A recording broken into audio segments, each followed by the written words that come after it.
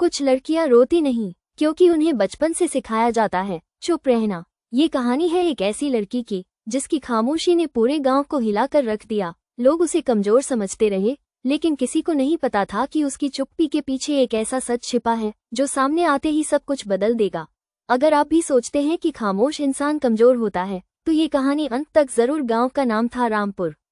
छोटा सा गांव जहां लोग कम बातें ज्यादा करते थे।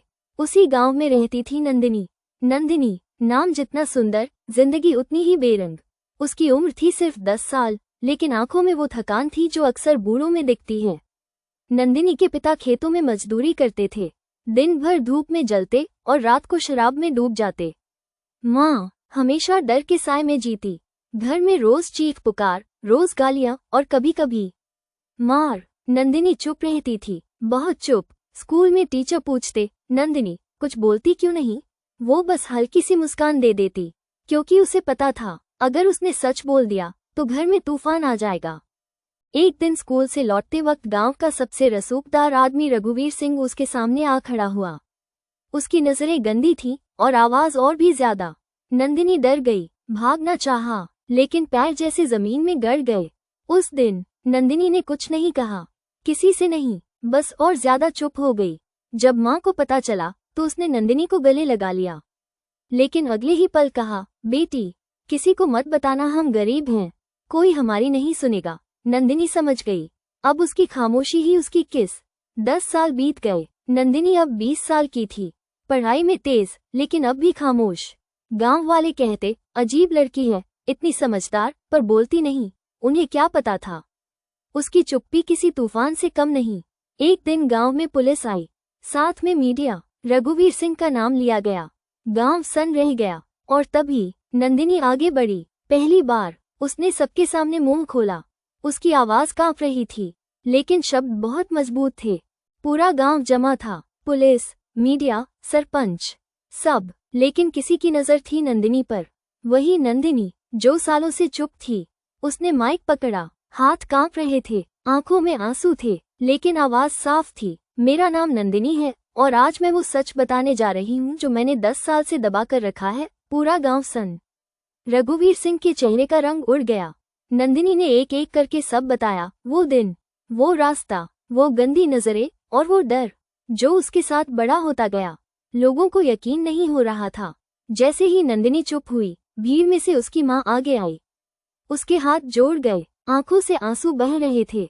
मेरी गलती है, मैंने अपनी बेटी को चुप रहना सिखाया। ये कहते ही वो जमीन पर बैठ गई।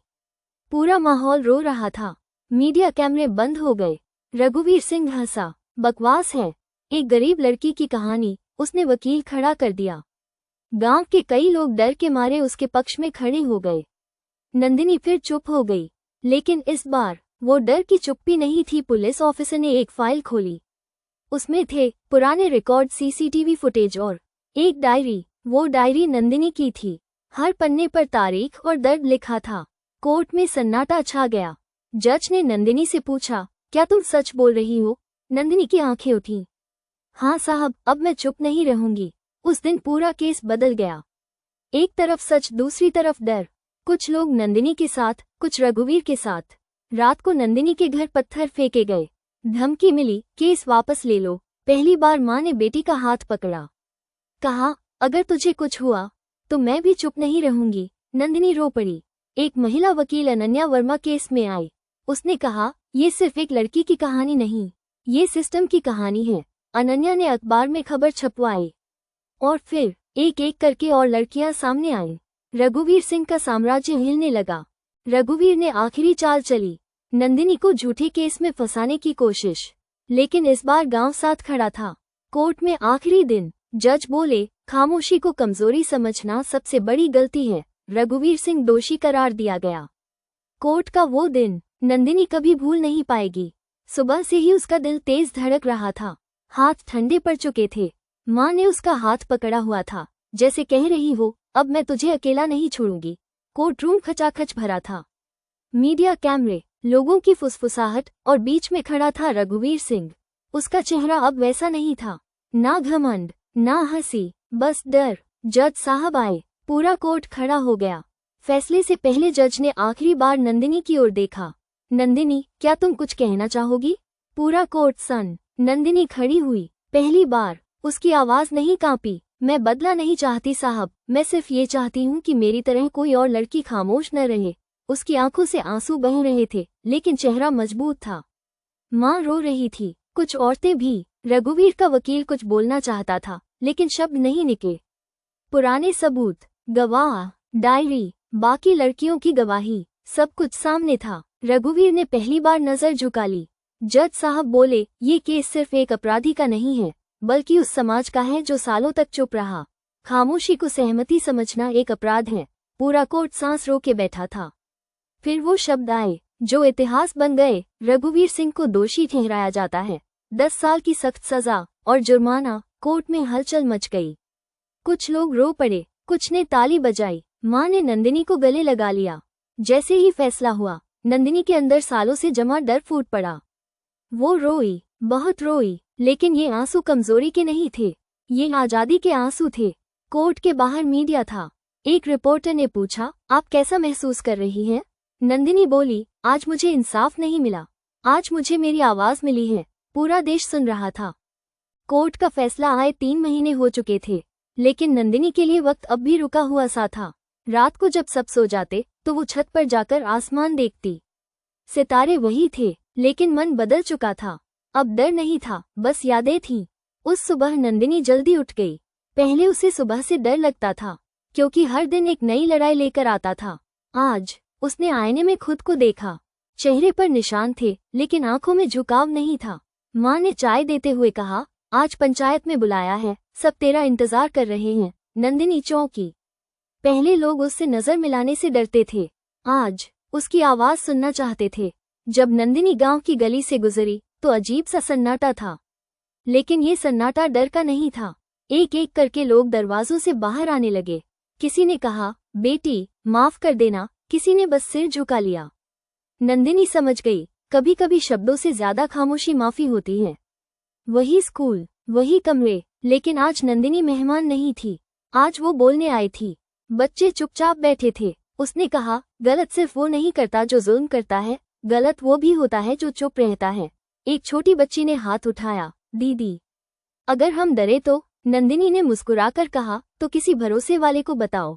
डर अंदर रखने से और बड़ा हो जाता है। टीचर की आंखें भर आईं। घर लौटते वक्त नंदिनी के कदम भारी थे। माँ आंगन में बैठी थी, चुप। नंदिनी ने पहली बार पूछा, माँ उस दिन आपने मुझे क्यों रोका था? माँ की आंखें भर आईं। क्योंकि मैं डरी हुई थी, मैंने सोचा चुप रहेंगे तो सब ठीक हो जाएगा। नंदिनी ने कहा, चुप रहकर हम टूट गए माँ। दोनों देर तक रोती रही। उस दिन घर की दीवारों ने भी पहली बार सुकून देखा। पंचायत ने एक छोटा सा कमरा दिया। नंदिनी ने खुद दीवार पर लिखा, खामोशी नहीं। पहले दिन कोई नहीं आया। दूसरे दिन एक औरत आई, आंखें लाल। तीसरे दिन 3 लड़कियां आईं। धीरे धीरे वो कमरा सच का घर बन गया। लेकिन सब कुछ आसान नहीं था। कभी कभी नंदिनी को लगता जैसे रघुवीर की हंसी अब भी पीछा कर रही है। नींद टूट जाती, पसीना, दिल तेज। लेकिन अब माँ पास होती। डर आया, हाँ तो रो लो, अब चुप मत रहना। एक शाम एक 12 साल की लड़की, खामोशी नहीं, सेंटर आई। कांपती आवाज में बोली, दीदी अगर मैं न बोलूं तो मैं भी आप जैसी बन जाऊंगी। नंदिनी ने उसका हाथ पकड़ा, नहीं तू मुझसे आगे जाएगी। उस पल नंदिनी समझ गई, उसकी लड़ाई खुद के लिए नहीं थी। उस रात बारिश हो रही थी, हल्की हल्की, जैसे आसमान भी बीते सालों का बोझ धो देना चाहता हो। नंदिनी माँ के पास आकर बैठ गई। दोनों चुप थीं, लेकिन ये चुप्पी पहले जैसी नहीं थी। नंदिनी ने धीरे से पूछा, माँ क्या आपको कभी लगा कि आपने मुझे खो दिया? माँ ने कुछ नहीं कहा, बस खिड़की से बाहर बारिश को देखती रही। फिर अचानक उसका कंधा कांपने लगा। हर दिन, हर एक दिन जब तू चुप बैठी रहती थी, मुझे लगता था मैं तुझे मार रही हूँ। माँ जमीन पर बैठ गई। मैं कमजोर थी, मैंने डर को ममता से बड़ा बना लिया। नंदिनी की आंखें भर आईं। नंदिनी ने माँ को जोर से गले लगाया। माँ आप अकेली नहीं थी, हम दोनों डर गए थे। दोनों देर तक रोती रही। उस रोने में गुस्सा नहीं था, शिकायत नहीं थी, बस राहत थी। माँ ने कांपती आवाज में कहा, जब तू छोटी थी, रात को तेरी नींद टूट जाती थी, तू कुछ बोलती नहीं थी, लेकिन मैं सब समझती थी। फिर भी मैंने चुप रहना चुना। नंदिनी बोली, और मैंने सहना। माँ ने नंदिनी के पैर छू लिए। मुझे माफ कर दे। नंदिनी घबरा गई। नहीं माँ, आप मेरी माँ हैं, माफी नहीं, बस साथ चाहिए। माँ ने सिर हिलाया। अब कभी तुझे अकेला नहीं छोड़ूंगी। बिजली चली गई, अंधेरा छा गया। माँ ने दिया जलाया, कमरे में हल्की रोशनी फैल गई। नंदिनी बोली, देखो माँ, थोड़ी सी रोशनी भी अंधेरा हरा देती है। माँ मुस्कुरा दी। अगले दिन माँ खामोशी नहीं, सेंटर गई। औरतों से बोली, अगर मेरी तरह गलती हो जाए तो सुधार भी जरूरी है। लोगों ने उसे पहली बार सम्मान से देखा। उस रात नंदिनी चैन से सोई, बिना डर, बिना सपनों के, क्योंकि अब उसके पीछे एक माँ खड़ी थी। सुबह की धूप धीरे धीरे रामपुर की गलियों में फैल रही थी। वही गांव जहां कभी डर राज करता था, आज वहां एक अजीब सी शांति थी। नंदिनी दरवाजे पर खड़ी थी, हवा उसके बालों से खेल रही थी। आंखों में अब भी दर्द था, लेकिन डर नहीं। आज वो भाग नहीं रही थी, आज वो खड़ी थी, सीधे। वो छोटा सा कमरा अब छोटा नहीं रहा था। अब वहां लड़कियों की हंसी थी, औरतों की आवाज थी और सच्चाई की ताकत थी। दीवार पर लिखा था, यहाँ डर नहीं, सच बोला जाता है। नंदिनी रोज आती, कभी सुनने, कभी समझाने, कभी बस चुपचाप बैठने। एक दिन वही छोटी लड़की आई जो सबसे पहले आई थी। अब उसकी आंखों में डर नहीं था। उसने कहा, दीदी, मैंने बोल दिया। नंदिनी कुछ नहीं बोली, बस उसकी आंखों से आंसू गिर पड़े। लेकिन ये आंसू कमजोरी के नहीं थे, ये जीत के थे। सरकार की तरफ से नोटिस आया। रामपुर में और गांवों में ऐसे सेंटर खुलने लगे। नंदिनी को बुलाया गया, कहा गया, आप हमारी आवाज बनिए। नंदिनी ने जवाब दिया, मैं किसी की आवाज नहीं बनूंगी। मैं चाहती हूँ हर लड़की अपनी आवाज बने। माँ आंगन में बैठी चुपचाप ये सब देख रही थी। अब उसे बोलने की जरूरत नहीं थी। उसकी आंखों में एक सुकून था। मेरी बेटी बच गई। किसी ने पूछा, उस आदमी के बारे में अब क्या सोचती हो?